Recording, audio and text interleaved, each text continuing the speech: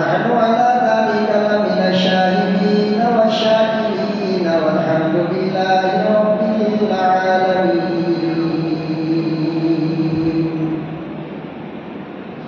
दुरूद शरीफ पढ़ें। अल्लाहुम्मा सल्लि अला सय्यिदिना मुहम्मद व अला आलि सय्यिदिना मुहम्मद व बारिक व सल्लिम।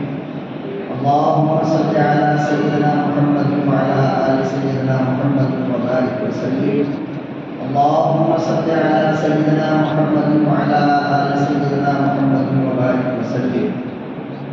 निहायत काबिल कदर बुजुर्गों और दोस्तों, मुल्क मिल्लत के प्यारे तय्यूब नौजवानों, अजीज बच्चों, आज से तकरीबन 89 साल पहले, यानी 70 पर 9 साल पहले 1947 में 15 अगस्त को ये मुल्क आज़ाद हुआ। आज 89वां आज़ादी का दिन है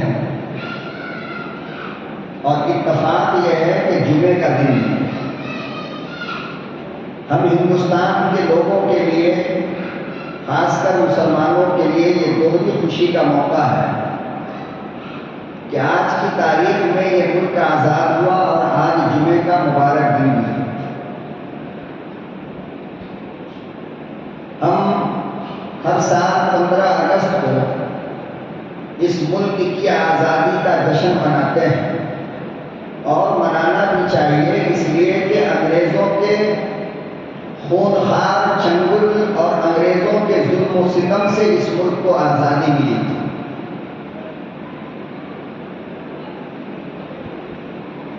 लेकिन अफसोस इस बात पर है कि इस मुल्क को आज़ाद कराने में और इस मुल्क को अंग्रेज़ों के जुल्म और सितम से आज़ाद कराने में जिन लोगों ने सबसे ज़्यादा कुर्बानियाँ दी और जिन्होंने सबसे ज़्यादा बढ़ चढ़ कर के हिस्सा लिया, अफसोस की बात यह है कि खुद हमें उसके ताल्लुक से मालूमात नहीं। और आज जहाँ जहाँ तकरीरें हुई, जिन लोगों ने भी बातें की, आपको अलग अलग सोशल मीडिया के जरिए मिलेंगी, व्हाट्सएप पे और दूसरे ग्रुपों पे ये चीज़ें मिलेंगी। आप जरा गौर से उसको देखिएगा और सुनिएगा। आपको हर जगह यही बताया जाएगा कि इस मुल्क की आज़ादी की पहली लड़ाई और इस मुल्क की आज़ादी की पहली जंग जो हुई वो 1857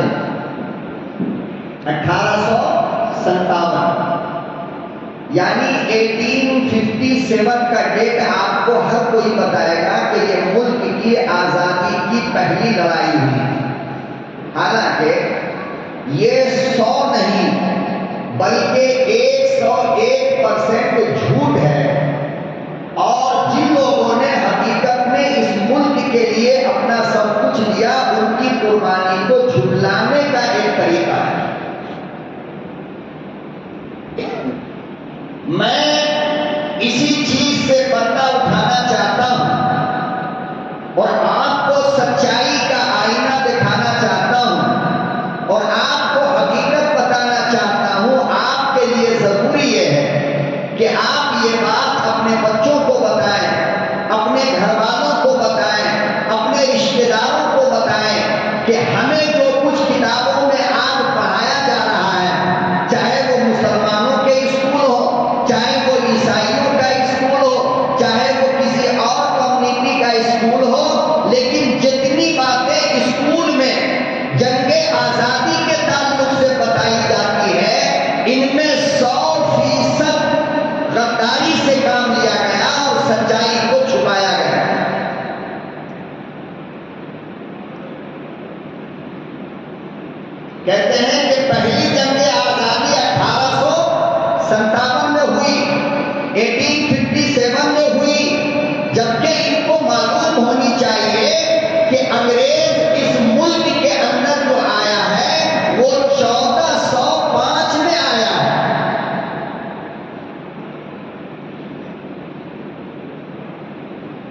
अब ये तो कोई बताएगा नहीं आपको, और स्कूल की किसी किताब में हमारे बच्चों को ये सच्चाई बताई नहीं जाएगी।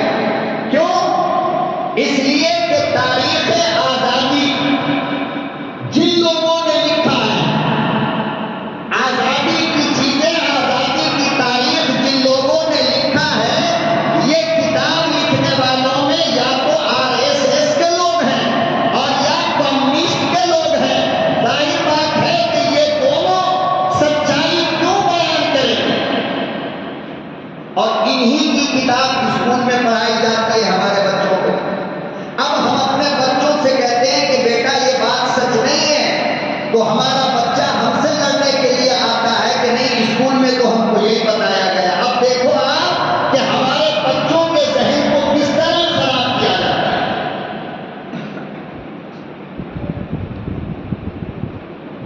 अगर 1850 में अंग्रेजों के खिलाफ पहली जंग लड़ी गई, तो 1799 में श्रीरंगपट्टनम के अंदर जो हजरत टीपू सुल्तान को शहीद किया गया, किसने शहीद किया?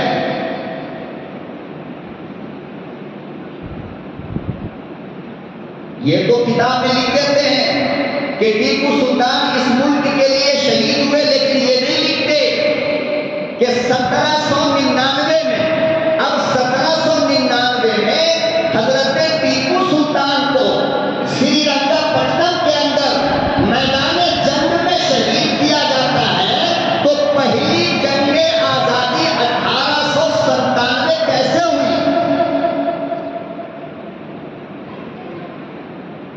क्या हजरत टीपू सुल्तान अपने खेत खलियान और जमीन के लिए लड़ रहे थे,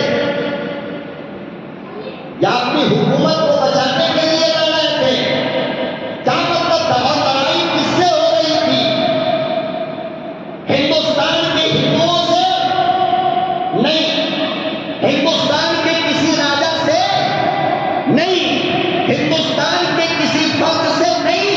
जब ये जंग हो रही थी अंग्रेजों से, तो पहली जंग आजादी 1857 में कैसे हुई? और किस बात की लड़ाई थी हजरत टीपू सुल्तान को? जमीन की, मकान की, दुकान की, किसी और चीज की तो नहीं। जाहिर बात है कि आजादी की लड़ाई थी। और यही नहीं, बल्कि आप इससे आगे चलो, इससे ऊपर चलो। मैं आज आपको ये सारी बातें बताना चाहता हूं ताकि आप गलतफहमी के शिकार न हो, बल्कि सच्चाई का दामन आप पकड़े और अपनी नस्ल को ये बात बतलाएं कि जंग आजादी में 90% कुर्बानियां सिर्फ और सिर्फ मुसलमानों ने दिया है। 90% की बात कर रहा हूं मैं, लेकिन आज ऐसे बताया जाता है जैसे मुसलमान सब सो रहे थे और ये अंग्रेजों से लड़ रहे थे।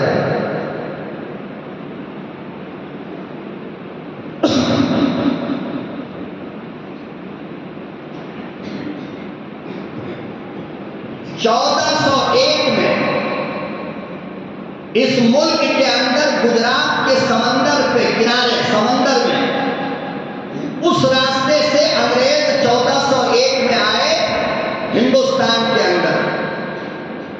क्या बोलकर के आए कि हम कारोबार करना चाहते हैं, हम यहाँ की मार्केट में तिजारत करना चाहते हैं, हम यहाँ से माल लेकर बरतानिया जाएंगे और बरतानिया से माल लेकर यहाँ आएंगे। मुसलमान बादशाह थे उस जमाने में, जनाब हजरत औरंगजेब आलमगीर रहमतुल्लाह अलैह। मुसलमान बड़ा भोला भाला होता है बेचारा, किसी की बात में नहीं आ जाता, नरम दिल होते।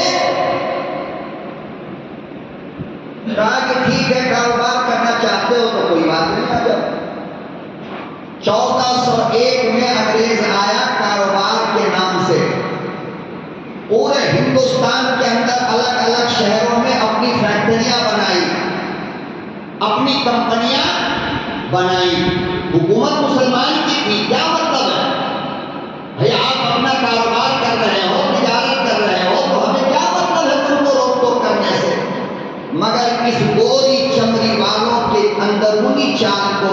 औरंगजेब आलमगीर रहमतुल्लाह अलैह समझ नहीं पाया कि ये अंदर अंदर क्या कर रहा है।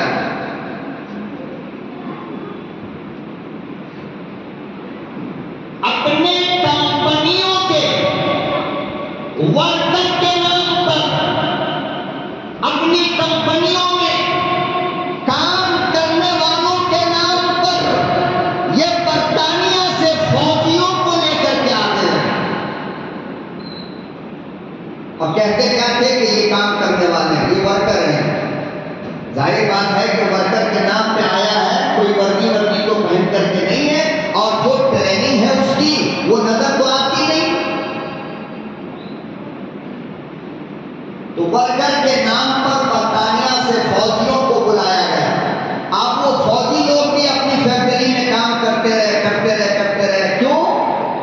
इसलिए कि उस वक्त मुसलमानों की हुकूमत मजबूत थी। गौर से सुनिए और पूरी दास्तान को अपने ज़हन के अंदर रखिए ताकि आपकी नस्लों के काम आए।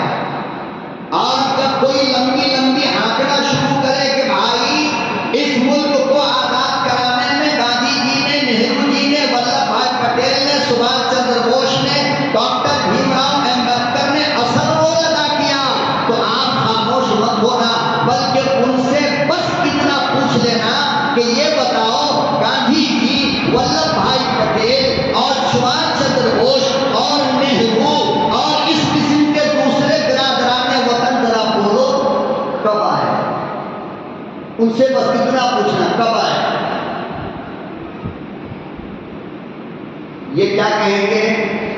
अरे ये लोग तो 1857 के साल में भी नहीं थे, उसके बाद आए ना। तो ये 1857 के ऊपर नहीं जाएंगे, और चाहे इनका जितना बड़ा प्रोफेसर और इनका जितना बड़ा ज्ञानी और इनका जितना बड़ा पादरी और इनका जितना बड़ा कोई लेक्चरर ये कहे कि इस मुल्क की आजादी में इनका नाम है और इन्होंने हिस्सा लिया, तो आप इनसे बस इतना पूछ लेना, ये बताओ गांधी जी कब आए? 1857 में या उसके बाद? तो आप इनसे पलट करके पूछ लेना कि अंग्रेज कब आया? तो ये क्या कहेंगे? 1401 में। 1401 से लेकर 1857 कितने दिन हो गए भाई? इस बीच में कौन थे लड़ने वाले? किसने लड़ी? इनकी बोलती बंद हो जाएगी, इनकी मां ने दूध नहीं पिलाया इनको जो आपसे खड़ा होकर बहस कर सके। इनकी खोपड़ी में ये बात आएगी कि किसी मौलवी से इसका पाला पड़ गया।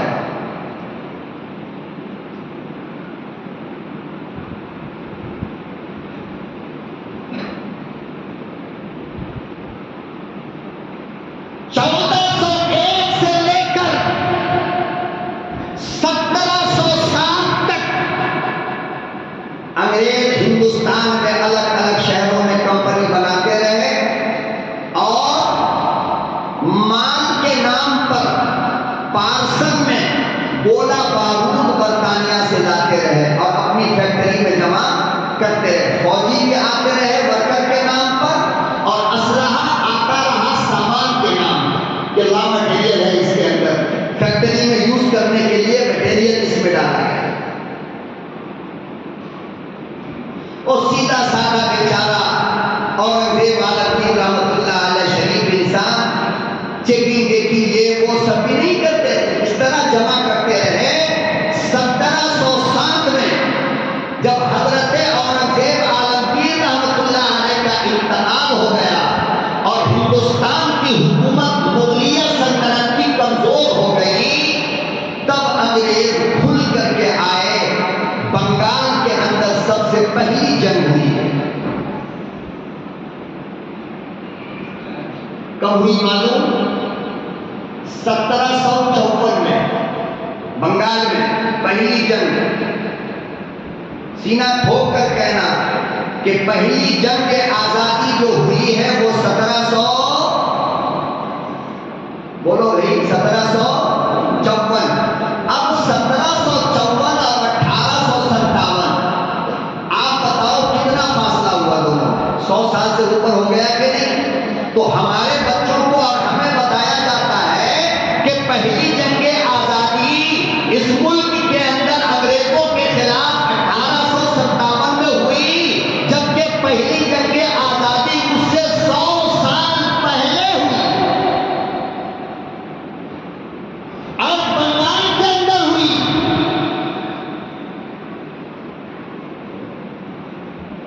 उस वक्त बंगाल के नवाब थे, नवाब सिराजुद्दौला। उनके दादा से अंग्रेजों का मुकाबला हुआ 1754 में, 1854 में। वहां उनको हार हुई। दूसरी जंग हुई उनके पोते यानी नवाब सिराजुद्दौला से बंगाल के अंदर पलासी के मैदान में 1757 में, 1757 में। अब 1757 और 1857 आप देखो, 100 साल हुए नहीं?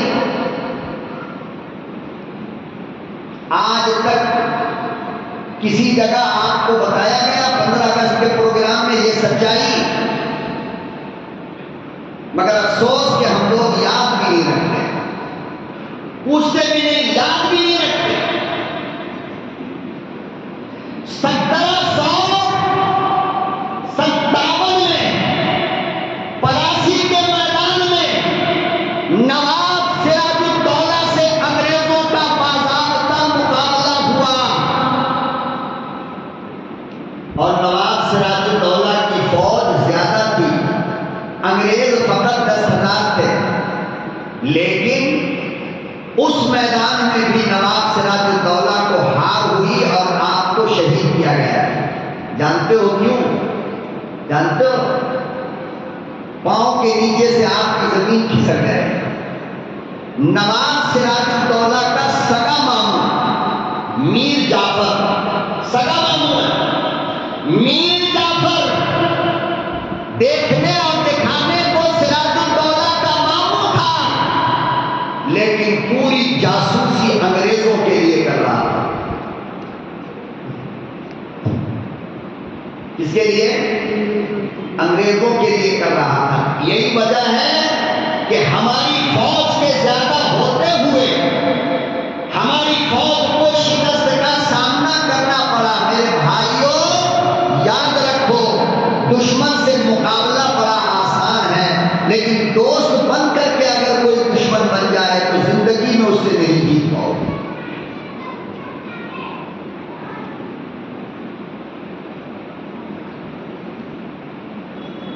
और ये हमेशा का दुस्तूर रहा कि ओहदा मनसब नहीं होता है। 1850 पर साथ में 1750 पर साथ में पलासी के मैदान में दूसरी जंग आजादी हुई है और बंगाल के सिराजुद्दौला को शहीद करने के बाद अंग्रेजों ने कलकत्ते के अंदर ईस्ट इंडिया कंपनी को मजबूत कर दिया। अब बंगाल का इलाका अंग्रेजों के कंट्रोल में आ गया। उसके बाद अंग्रेजों ने देखा कि अब इस वक्त पूरे हिंदुस्तान में हमसे लड़ने के लिए सबसे बड़ी ताकत कौन है, वो इलाका कौन सा है, तो उसकी नजर पड़ी है टीपू सुल्तान पर। किस पे? टीपू सुल्तान पर। अंग्रेज फौरन वहां अपनी कुर्सी मजबूत करके इस इलाके के अंदर आया। हजरत टीपू सुल्तान रहमतुल्लाह अलैह से जो उसकी लड़ाई हुई है अंग्रेजों की, वो हुई है 1799 में। उससे पहले उनके वालिद से छोटी मोटी लड़ाई होती रही, लेकिन बाकायदा जो जंग हुई है, बाकायदा जो जंग हुई वो 1799 में। अभी 1857 का हम इतने भोले भाले लोग हैं मुसलमान बेचारे कि हमने भी उसी को याद कर रखा है। 1799 में श्रीरंगपट्टनम के अंदर अंग्रेजों से मुकाबला हुआ जनाब हजरत टीपू सुल्तान शहीद रहमतुल्लाहि अलैह का। और यहाँ भी आप मजबूत थे, अंग्रेज को पता ही नहीं था कि टीपू सुल्तान कौन है, जानता ही नहीं था। नाम तो सुना था, उनकी ताकत का तो अंदाजा था, लेकिन कभी शक्ल के एतबार से उसने देखा नहीं था। और अंग्रेज की तमन्ना ये थी कि सबसे पहले टीपू सुल्तान को रास्ते से हटाओ, तब मुकाबला जीत पाओगे। अब देखा तो था नहीं मुकाबला, उनको हटाया कैसे जाता, उनको शहीद कैसे किया जाता। तो अंग्रेजों ने मैसूर में खरीदा आपके रिश्तेदार मीर सादिक को, बंगाल में मीर जाफर को जो मामू थे, और श्रीरंगपट्टनम मैसूर में मीर सादिक को जो हजरत टीपू सुल्तान का वजीर था, उसको खरीद लिया।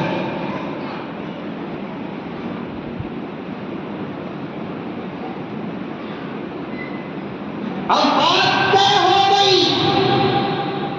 कि टीपू सुल्तान के शहादत के बाद या उसकी गिरफ्तारी के बाद सादिक, हम तुझे मैसूर की हुकूमत देंगे।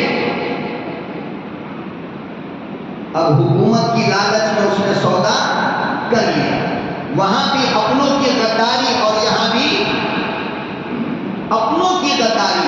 मीर सादिक से अंग्रेज कमांडर ने कहा कि टीपू सुल्तान का पता बता दो कि वो है कहां और वो मिलेगा कहां, कैसे मिलेगा।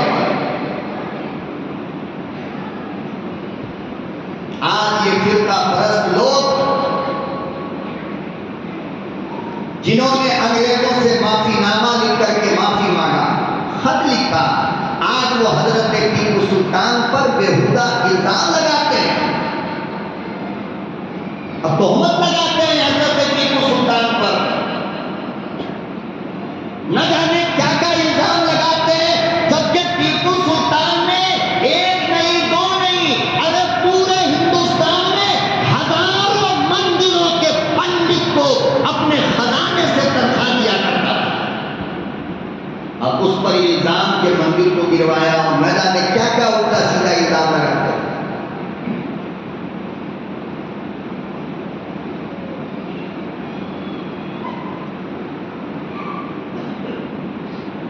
मीर सादिक ने कहा कि ठीक है, मैं आपको तरीका बताता हूं और निशानी बताता हूं, आप उस निशानी से पहचान लेना कि यही टीपू सुल्तान है। उससे पहले दुनिया में कोई तस्वीर टीपू सुल्तान की नहीं, कोई तस्वीर नहीं। और ये जो तस्वीरें आपको दिखाई जाती हैं ना किताबों में या किसी चौक चौराहे पे स्टैचू बना करके, ये 100% झूठी तस्वीर है। क्या ये अपने बच्चों को बताओ, घर में बताओ, अपने बुजुर्गों की तरफ से अपने बच्चों का अकीदा सही करो। जब आपके बच्चे स्कूल से आए, आप अपने बच्चों से कहो कि बेटा तुम्हारी किसी किताब में हजरत टीपू सुल्तान की तस्वीर है। बच्चा जब कहे हाँ पापा ये तस्वीर है, आप अपने बच्चों को कहना कि ये झूठी तस्वीर है, स्केच बनाया गया है। दुनिया के किसी तस्वीर में आपने हजरत टीपू सुल्तान के चेहरे में दाढ़ी देखा है? देखा है? नहीं देखा। हालांकि जब से टीपू सुल्तान ने होश संभाला, मौत तक कभी दाढ़ी को हाथ भी नहीं लगा, कभी। अब आप बताओ कि वो जो तस्वीरें हैं झूठी है या सच्ची है?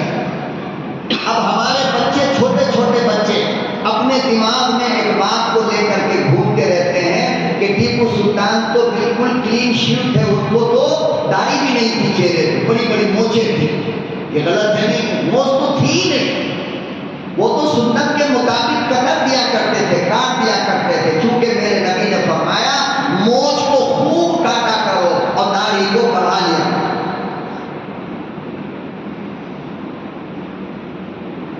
टीपू सुल्तान की सुबह तहज्जुद के बगैर और कुरान की तिलावत के बगैर नहीं होती। अरे टीपू सुल्तान तो वो है जो मैदान जंग में अपने घोड़े पर बैठकर भी खुदा की कसम नमाज अदा नहीं किए।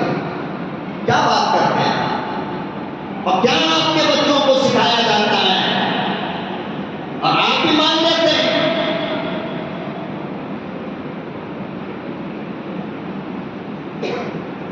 टीपू सुल्तान अपने माँ के शिकम में है। अरे उस माँ का बेटा है टीपू सुल्तान, खुदा की कसम, जिसकी माँ ने 9 महीना अपने बच्चे को पेट में रखकर एक रात भी नमाज़े तहज्जुद नहीं छोड़ी।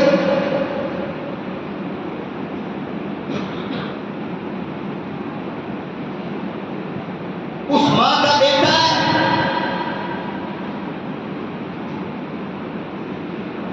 जिसके बाप ने चलने के लायक जब टीपू सुल्तान हो गए तो आओ तारीख के आईने में अपनी शक्ल देखो और तारीख की सच्चाई देखो कि तुम और हम अपने बेटों के हाथ में जब अकल वाला हो जाए तो खिलौना पकड़ाते हैं, मगर टीपू सुल्तान के बाप ने तलवार पकड़ाई।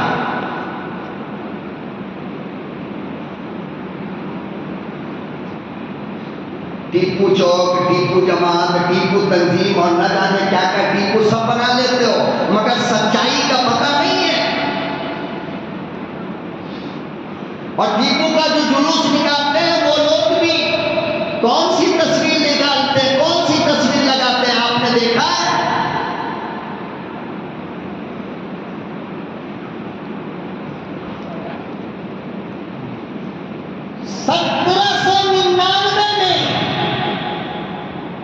मीर सादिक आपके वजीर ने कहा, अंग्रेजों से मुआहदा किया कि सुनिए, लश्कर के बीच में जिसके सर पे छतरी लगाकर मैं खड़ा रहूं साया के लिए, उसके नीचे जो आदमी बैठा होगा वही टीपू सुल्तान। ये खबर अंग्रेजों को किसने दिया? अपने ने ना। टीपू सुल्तान के गुमान में भी ये बात नहीं थी कि मेरा वजीर मीर सादिक जैसा वफादार कितनी बड़ी गद्दारी करे।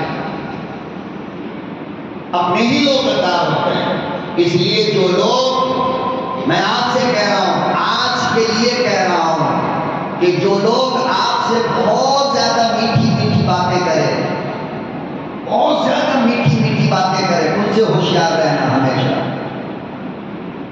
ये अपनी मक्कारी को छुपाने के लिए अपने चेहरे का रंग बदलकर आपके सामने आएगा, आपको नुकसान पहुंचाने के लिए। बड़े खतरनाक होते हैं ये लोग, बड़ी गंदी पॉलिसी होती है इन लोगों की। होशियार रहना ऐसे बताओ से।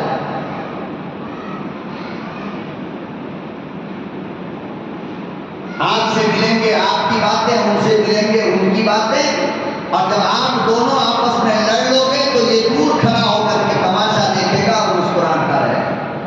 ये अंग्रेजों की पॉलिसी है, लड़ाओ और हुकूमत करो।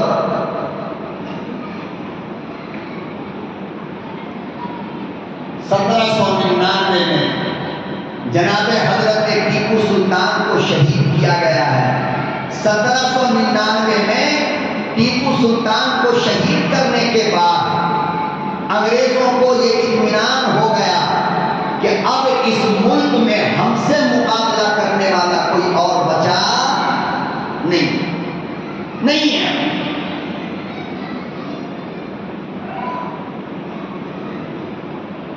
और टीपू सुल्तान का रोग कितना था मालूम? अंग्रेज डरते कितना थे टीपू सुल्तान से।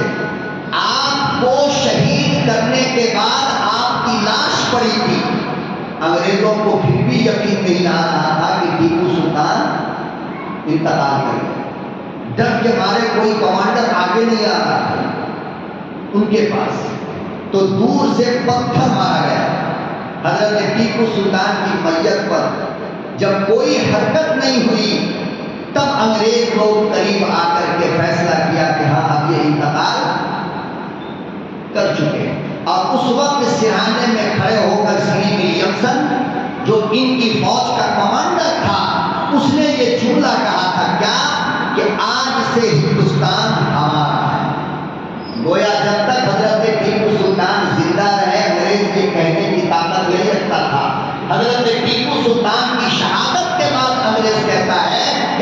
से ये मुल्क हमारा है।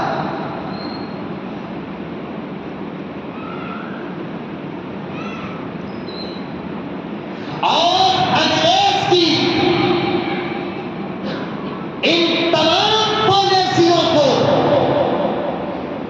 और इनके मकसद को और इनकी नीयत को जिन्होंने सबसे पहले इस मुल्क के अंदर समझाया वो है हजरत मुजद्दिद अल-फसानी सरहिंदी रहमतुल्लाह अलैह, सरहद पंजाब के इलाके में।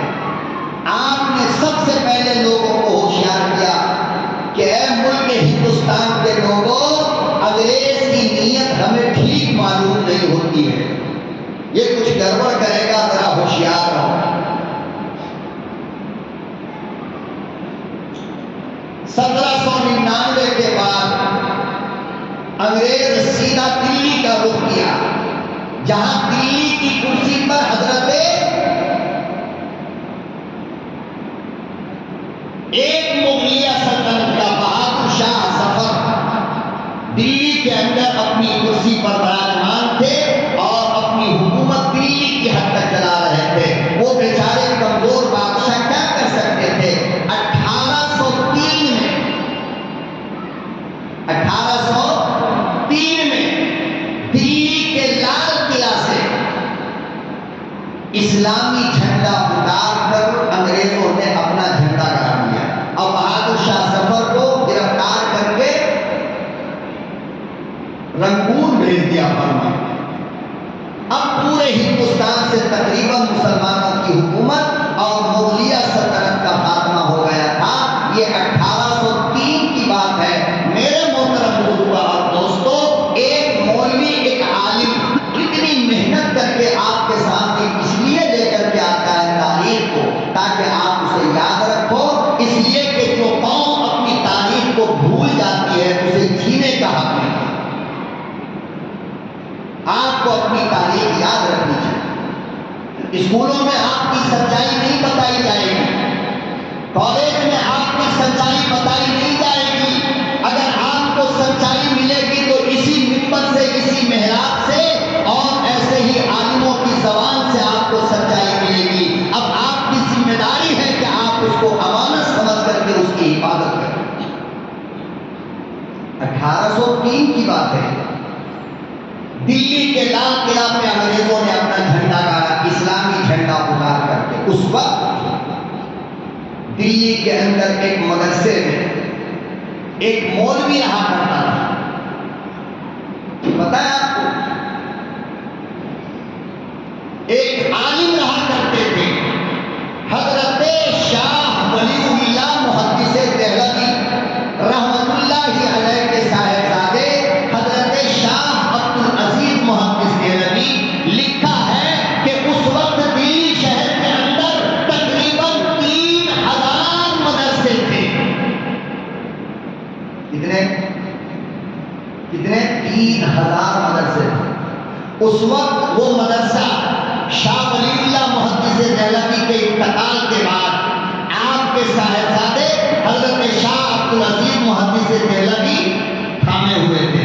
जब पूरे हिंदुस्तान पे अंग्रेजों का तकरीबन कब्जा हो गया और दिल्ली के लाल किला से इस्लामी झंडा उतारकर अंग्रेजों का झंडा गाड़ा गया, वो 1803 की बात है।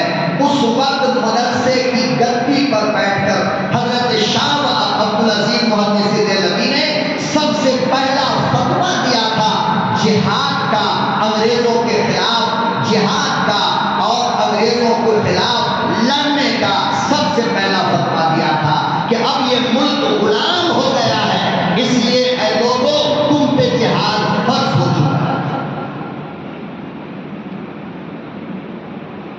आप बताओ, जिस हुकूमत ने जिस ताकत ने बड़ी बड़ी हुकूमतों को गिरा दिया, बंगाल पे कब्जा कर लिया, कर्नाटक पे कब्जा कर लिया, दिल्ली पे कब्जा कर लिया, लाल किला पे झंडा डाल दिया और ऐसे माहौल में एक मुजाहिद खड़ा होकर दीन के खिलाफ फतवा देता है, आप जरा सोच करके देखो कि उसका जिगर कैसा होगा। अल्लाहु अकबर कबीरा। आओ मुसलमानों, अपनी तारीख का मुताला करो।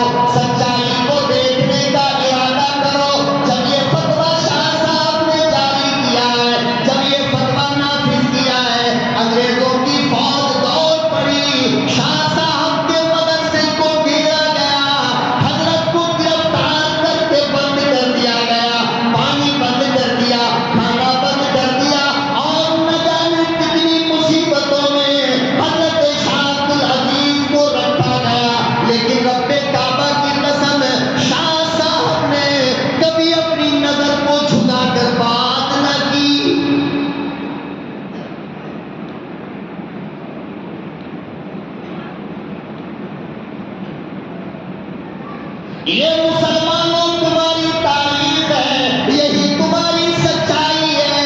जो दुनिया वाले तुमसे छुपाते, तुम्हें अंधा बनाने की कोशिश करते। आओ बिरादराने वतन से पूछो 1803 में तुम कहां थे?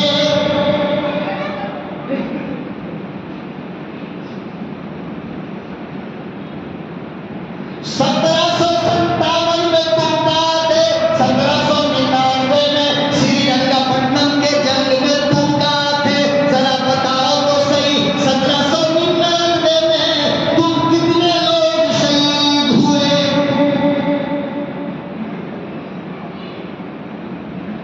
और ये लड़ते क्यों हमारे साथ? इनको तो अंग्रेज बड़ी बड़ी नौकरियां दे रहे थे अपनी कंपनियों में, दुश्मनी तो हमसे थी ना।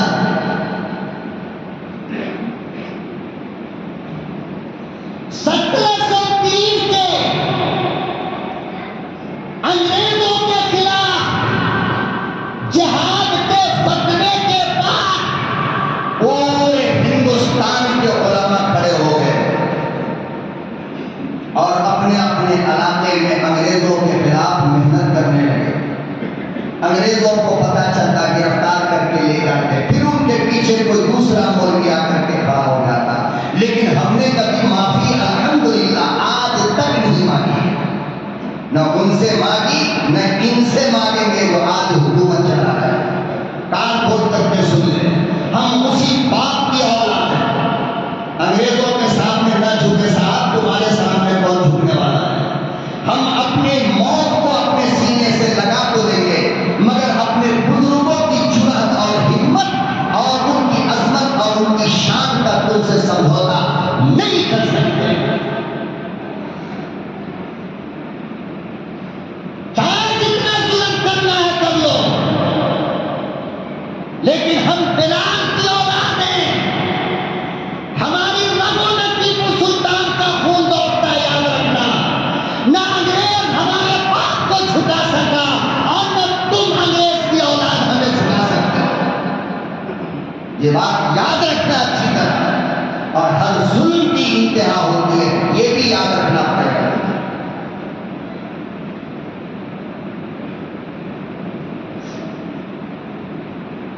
पूरे हिंदुस्तान में उलमा इकराम ने अंग्रेजों के खिलाफ तकरीरें की, लोगों को इकट्ठा किया और दो मुजाहिद शाह अब्दुल अजीज मुहद्दिस देहलवी के स्टूडेंट्स तालिबे इल्म खड़े हो गए।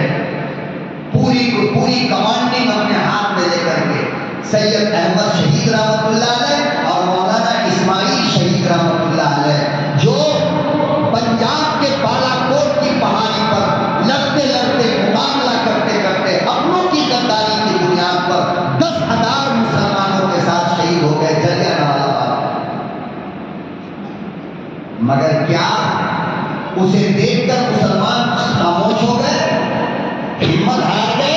न,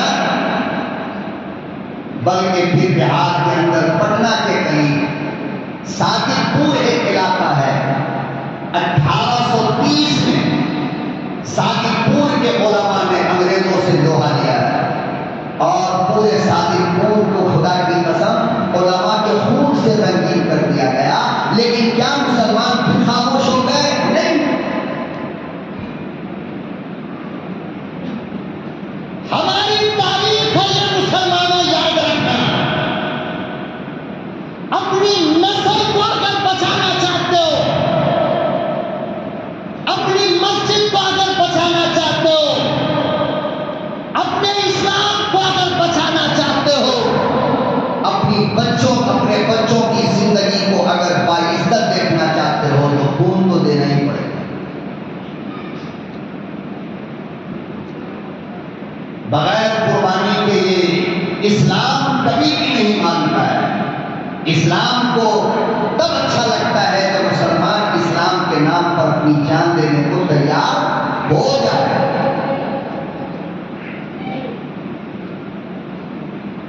घर में सोने वाला, नमाज़ें छोड़कर मोबाइल से निकाह करने वाला और मोबाइल को अपनी बीवी बनाकर जीने वाला इंसान इस्लाम को पसंद बात को। रातों को जागने वाला और खुदा के नाम पर अपनी गर्दन को कटवाने वाला, ये इस्लाम का सबसे पसंदीदा शख्स होता है।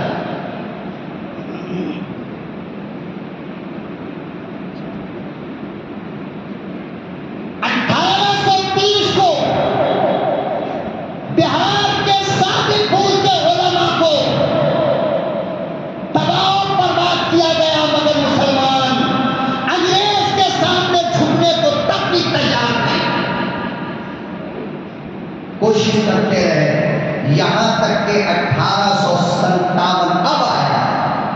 कितने दिन के बाद? पूरे 100 साल के बाद। इस बीच में टीपू सुल्तान शहीद हुए, सिराजुद्दौला शहीद हुए, शाह अब्दुल अजीज मोहम्मद देलवी शहीद हुए, उलमाए साबिक़ शहीद हुए। बालाकोट की पहाड़ी पर जलियांवाला बाग में 10,000 मुसलमान शहीद हुए, उलमा शहीद हुए, शाह इस्माइल शहीद हुए, हजरत अहमद शहीद हुए। इन तमाम की शहादतें होती रही। उसके बाद आया है 1857 में अंग्रेजों के खिलाफ पूरे हिंदुस्तान में एक वक्त में जिहाद शुरू हो गया। बैत वक्त। अब अंग्रेजों को समझ में नहीं आ रहा था कि करें तो क्या करें। खुदा की कसम लोगों, उस वक्त भी तुम्हारे उलमा सबसे आगे थे, सबसे आगे कमांडर उलमा थे। और ये वो उलमा थे जिन्होंने अपने कपड़े का कीच नहीं देखा, जिन्होंने अपनी मसलक और गद्दी नहीं देखा। ये वो उलमा थे जो रातों को खुदा के सामने तहज्जुद में रोते और दिन को रोजा रखकर तलवार उठा लेते। खानकाहों में सोने वाले ये उलमा नहीं थे। पीरी और मुरीदी के चक्कर में दुनिया को सुला देने वाले उलमा नहीं थे। मुझे साफ साफ कहने दो, मुझे कोई डर और कोई खौफ अल्हम्दुलिल्लाह ये बात कहने से नहीं। मेरा नबी सारी रात मक्के की गलियों में और मदीने की मस्जिद में रोता है और नमाज फजर के बाद सहाबा को लेकर के बैठ जाता है। कभी तीर, कभी तलवार, कभी कुछ, कभी कुछ। और मेरा नबी अपने कांधे पे तलवार लटका करके जंगों को जा रहा है। और आज कहा जाएगा सुबह से शाम तक ये करो कोने में बैठकर, और रात के 12 बजे ये करो अपने घर के छत के नीचे बैठकर, और जन्नत तुम्हारे बाप के नाम से रजिस्टर हो गई। बस याद रखना, इस्लाम खालिद इब्न वलीद चाहता है, अली चाहता है, बिलाल चाहता है, सुहैब चाहता है, खुबैब चाहता है, सुमैया चाहता है। मर्द मुजाहिद इस्लाम को पसंद है। एक बार जब पूरे हिंदुस्तान के अंदर अंग्रेजों के खिलाफ बगावत हुई, अब अंग्रेज खुलकर लड़ाई के मूड में आया। उस 1850 बरसात में हमारे हिंदू भाई भी हमारे साथ आए। इससे पहले कभी भी अब आए। और फिर उसके बाद जो लड़ाई हुई उसमें 1850 बरसात की जंग में 2 लाख सिर्फ मुसलमान शहीद हुए। कितने? बोलो, 2 लाख। अब उन 2 लाख लोगों में 50 और 60,000 सिर्फ उलमा थे। कितने? 1857 में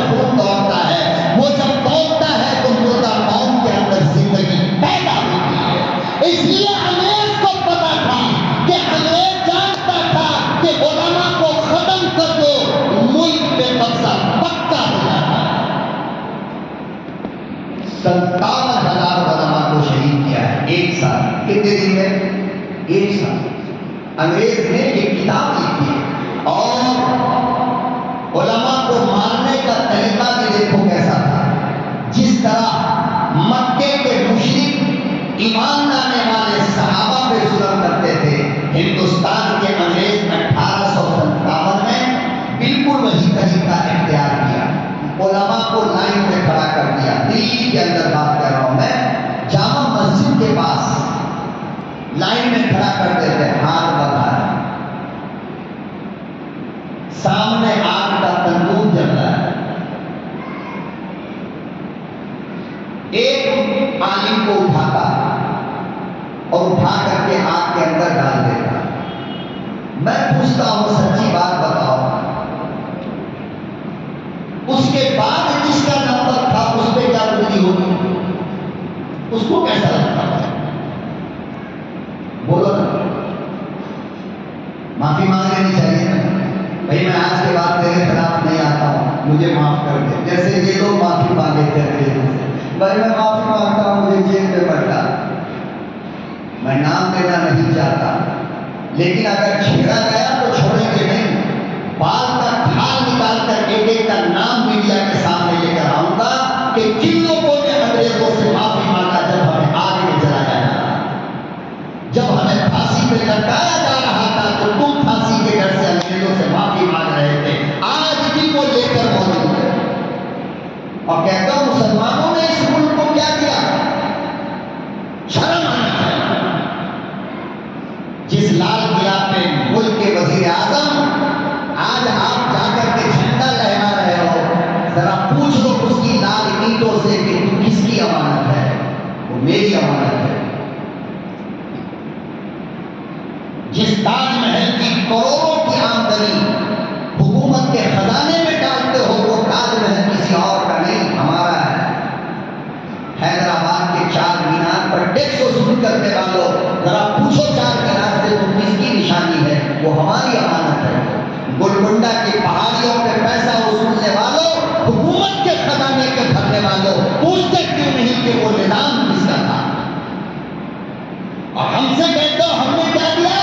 खुदा की कसम, अगर मैं बताना शुरू करूं तुम्हारे साथ कम पड़ जाएंगे। हमने इतना कुछ दिया है, मगर एहसान नहीं किया इस मुल्क पर। क्यों?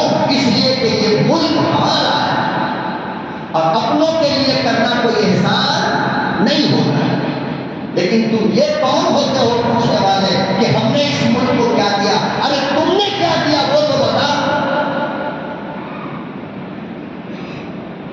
इस मुल्क का गुलाब सूख नहीं होता अगर करोड़ों मुसलमान का खून इसकी मिट्टी में न शामिल होता। ये गुलाब की पंखुड़ियां लाल है हमारे खून से। शर्म नहीं आती? हमसे पूछते हैं दुनिया का कौन सा मैदान है जहां पर हमने बादशाह नहीं बनाया? क्रिकेट हो, फुटबॉल हो, टेनिस हो, कबड्डी हो, अब जो कुछ भी हो लेकर के आओ, फिल्म हो, नाच हो, गाना हो, मैजिक हो, अरे हर तरफ पावरफुल आदमी हमने दिया है।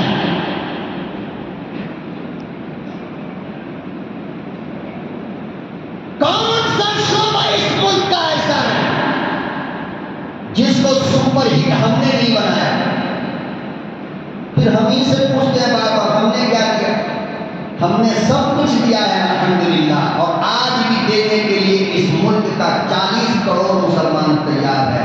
मैं कहता हूं कि पाकिस्तान की सरहद अगर तुमसे नहीं समझती है तो हमारे हवाले कर दो, हम 2 दिन में पाकिस्तान को सीधा कर देते हैं। क्या बात करते हैं? हमने क्या दिया? यह सवाल हमसे हमारे लाल किला पे खड़े होकर झंडा फहराने वालों, लाल किला की सुर्खी से पूछ लो हमने क्या दिया? जामा मस्जिद की बुलंदी से पूछ लो हमने क्या दिया है? ताजमहल की सफेदी से पूछ लो हमने क्या दिया है? चार मीनार के हुस्न से पूछो हमने क्या दिया है? कुतुब मीनार की बुलंदी से पूछो हमने क्या दिया है? हमसे मत पूछो। और एपीजे अब्दुल कलाम किसने दिया? इस मुल्क को मिसाइल का बादशाह किसने बनाया? हमने दिया।